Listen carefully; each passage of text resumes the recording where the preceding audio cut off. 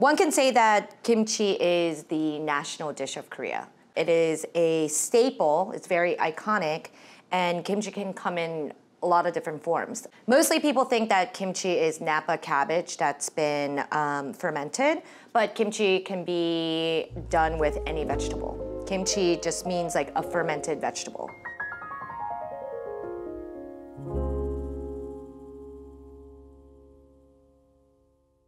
All right, so let's talk about the cabbage.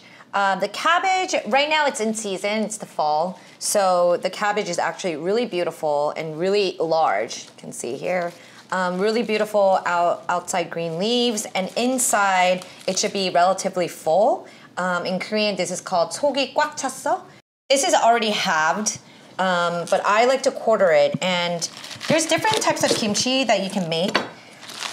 There is 포기김치, there's 막김치. 막김치 is like a quick kimchi where it's like already chopped up. So basically when you salt it, it salts relatively quickly. When you're making 포기김치, which is kind of like in this form, it lasts a lot longer, but it takes about 10 hours for it to salt and brine.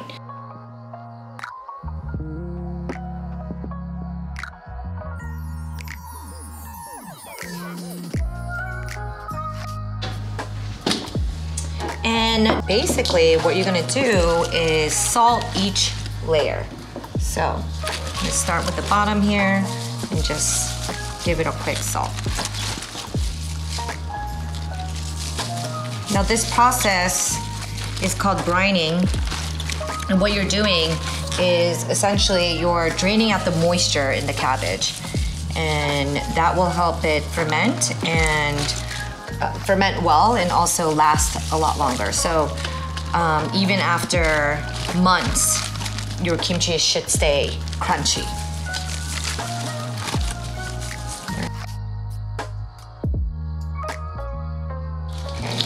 And then after you salt it, what I like to do is, if you have a little bit of salt left over, I like to add it to water. And then I'll let this kind of melt in here, and then I'll pour it over. And this will just like help the process. It'll brine quicker this way.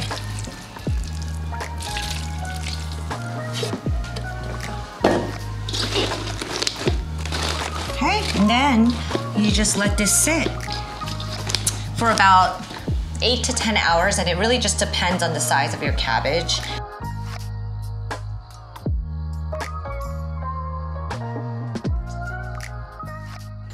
Okay, so this process is making the rice roux. This roux is actually what helps your kimchi become a paste. So I have 2 cups of water, and then I'm using rice flour, but you can actually use regular flour, and I'm just adding it straight to the water along with some sugar.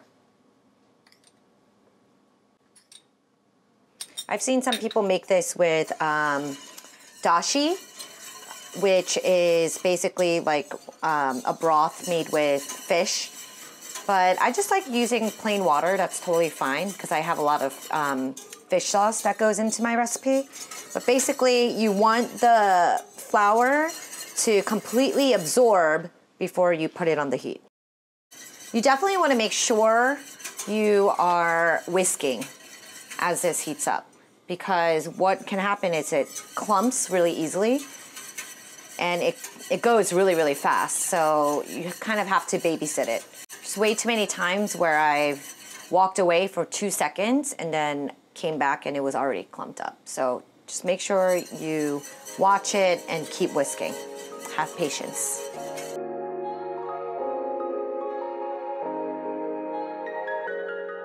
After about 4 or 5 minutes, should be cooked through and it's nice and thick, right? And when this cools, it'll get slightly thicker. So for the vegetables that go into the sauce, so I have a pear. This is an Asian pear. If you can't find this, you can use regular pear, you can use apple. Apple's a good substitution. Also some onion, and then I have a knob of ginger and also some red chili. So I just use half of the pear. And I'm just gonna cut it into chunks because we're gonna blend this all together. We'll just use half of this onion as well. And now some ginger. I'll just probably use half of this guy. So like, and just wanna give it a quick peel with a spoon. It gives a nice freshness. So I'm gonna use about 3 chilies. And then we'll prep the scallions that's gonna go into sauce. This is not gonna be blended. This is just gonna be directly inside the paste. 2-inch pieces. Okay, put this on the side.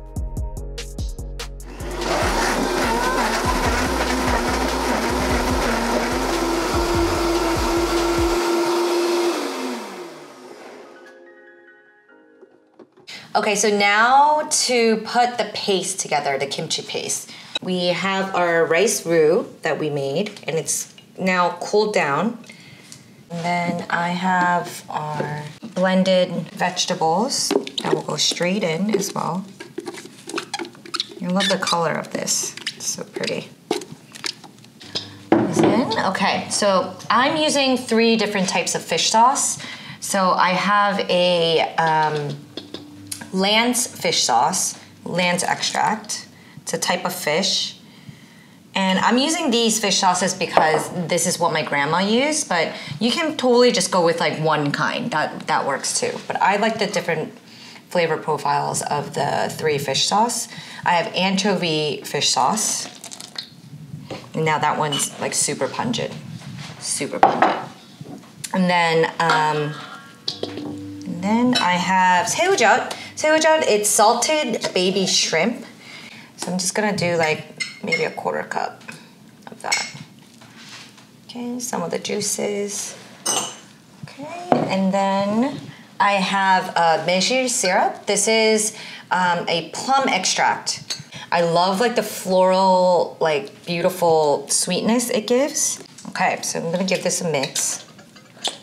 Okay, so at this point, I'm gonna add 고춧가루. So 고춧가루 is the heart of kimchi. It's what makes it that vibrant red color. And it looks like this. It's a Korean chili flake, basically. And I'm using, there's usually like fine and coarse. Obviously for kimchi, we're using coarse. And this is about 2 cups, but you can add a little bit less if you want it less spicy. But I like my kimchi super spicy. Just gonna mix this together to a thick paste. Okay. Actually, give this a quick taste. Now you're looking for balance. You want the right amount of sweetness, but also salty and spicy as well. It's perfect. I'm gonna add my scallions in here. Let's just mix that in. And there we go. This is our kimchi paste.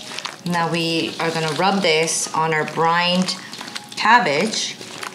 Our cabbage is nice and brined, and you know when it's ready when the cabbage is flimsy and it's wilted. See? And I let all the moisture drain out as well, so you're just gonna rub this paste in between each layer, like so.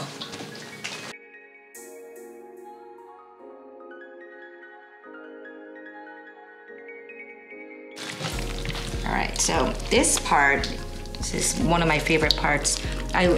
So when you put your kimchi together, you kind of like wrap it, right? It's kind of like swaddling a baby. So you get the outer layer and kind of make sure it's covered just like that, right? Like a little baby, like that. This will go straight inside the jar. Oh my gosh. little messy.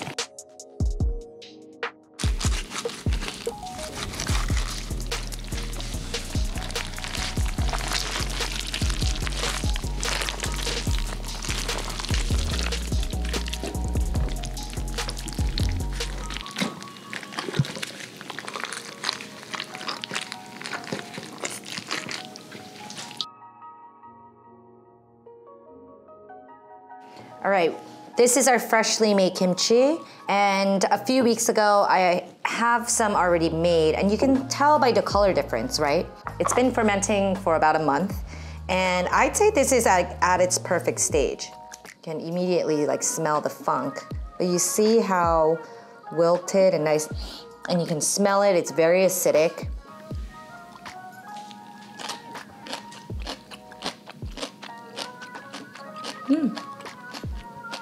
And you can ferment this even further, and that would be called 묵은지.